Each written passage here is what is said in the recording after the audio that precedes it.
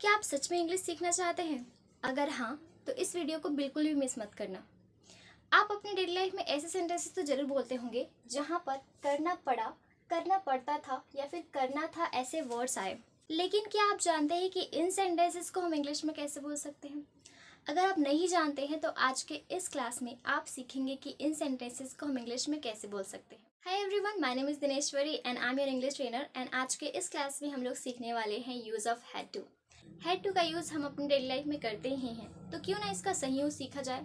तो आज के इस क्लास में हम हैड टू का सही यूज़ सीखेंगे with structure and with examples. Okay, so चलिए शुरू करते हैं। सो जैसा कि मैंने आपको बताया कि हैड टू का यूज़ हम करते हैं जब हम ऐसे सेंटेंसेस बोलते हैं जहाँ पर हमें कोई काम करना पड़ा, करना पड़ता था या फिर करना था, राइट।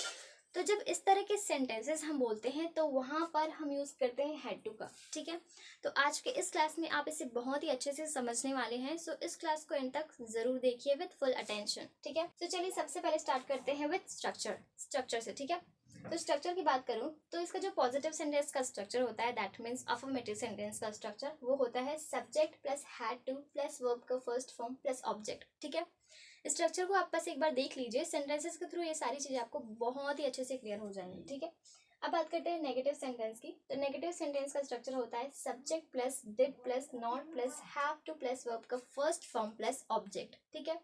अब बात करते हैं इंटरोगेटिव सेंटेंस, दैट मीन्स जहां पर हम क्वेश्चन करते हैं, ठीक है। Did plus subject plus had two plus verb का फर्स्ट फॉर्म प्लस ऑब्जेक्ट। अब यहाँ पर एक चीज ऐड हो रही है, इसे आप ध्यान देंगे।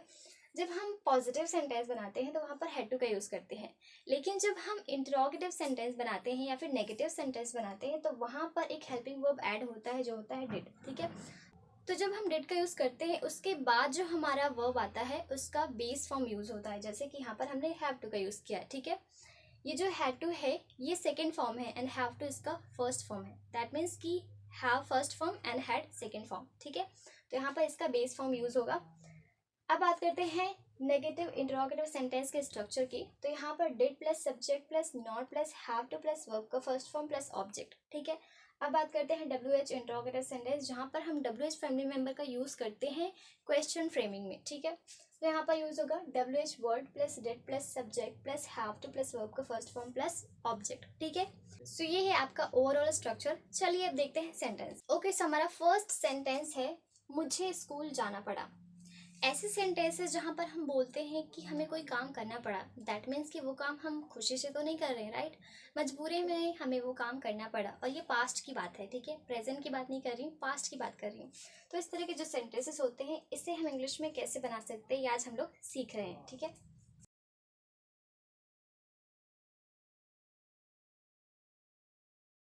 सो मुझे स्कूल जाना पड़ा, I had to go to school. So सबसे पहले आपका सब्जेक्ट होगा, ठीक है। देन उसके बाद हैड टू, देन वर्ब का फर्स्ट फॉर्म जो कि यहाँ पर हमारा गो है, एंड उसके बाद ऑब्जेक्ट, ठीक है। तो मुझे स्कूल जाना पड़ा, I had to go to school. मुझे स्कूल नहीं जाना पड़ा, स्ट्रक्चर के हिसाब से सबसे पहले आपका सब्जेक्ट यूज होगा जो कि है, उसके बाद did not plus have to, ठीक है। So I did not have to plus go to school. Clear है?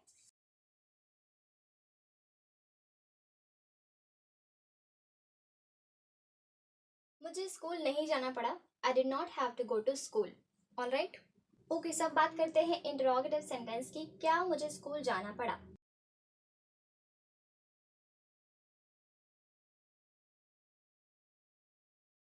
ओके, सो क्या मुझे स्कूल जाना पड़ा, did I have to go to school. Next है क्या मुझे स्कूल जाना नहीं पड़ा। अब ये है नेगेटिव इंटरोगेटिव सेंटेंस।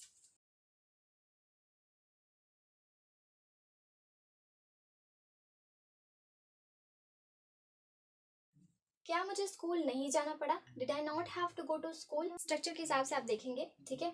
मुझे स्कूल जाना क्यों पड़ा, अब W H interrogative sentence.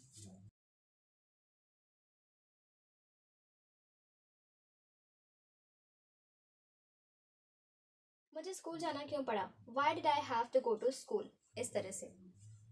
Alright. तो ये है आपका स्ट्रक्चर, एंड स्ट्रक्चर के हिसाब से आपको ऐसे सेंटेंसेस को बनाना है। तो चलिए अब कुछ और एग्जांपल्स लेते हैं एंड बहुत ही अच्छे से सीखते हैं कि इसका यूज करते हुए, दैट मीन्स हैड टू का यूज करते हुए सेंटेंसेस को बनाना कितना ज्यादा आसान है, ठीक है। Alright guys, so these are our examples, let's make it in English by using had to, ठीक है। सो फर्स्ट सेंटेंस है हमारा, हमें बहुत मेहनत करनी पड़ी। चलिए इस सेंटेंस को बनाते हैं।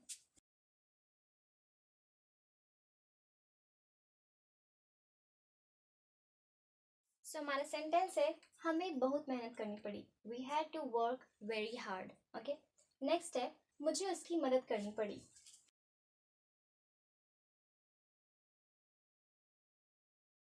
ओके, सो हमारा सेंटेंस है मुझे उसकी मदद करनी पड़ी। I had to help him.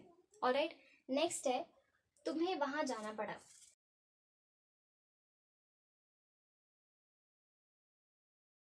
Okay, सो तुम्हें वहां जाना पड़ा। You had to go there. Alright, next sentence है उसे तुमसे झूठ बोलना पड़ा।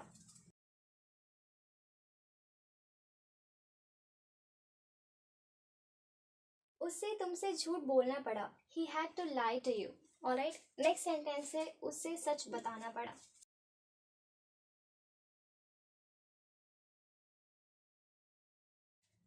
उसे सच बताना पड़ा। He had to tell the truth. उसे पैसे देने पड़े। ओके, सो उसे पैसे देने पड़े। He had to pay money. Next है मुझे इंतजार करना पड़ा। मुझे इंतजार करना पड़ा। I had to wait. Next है तुम्हें उससे बात करनी पड़ी।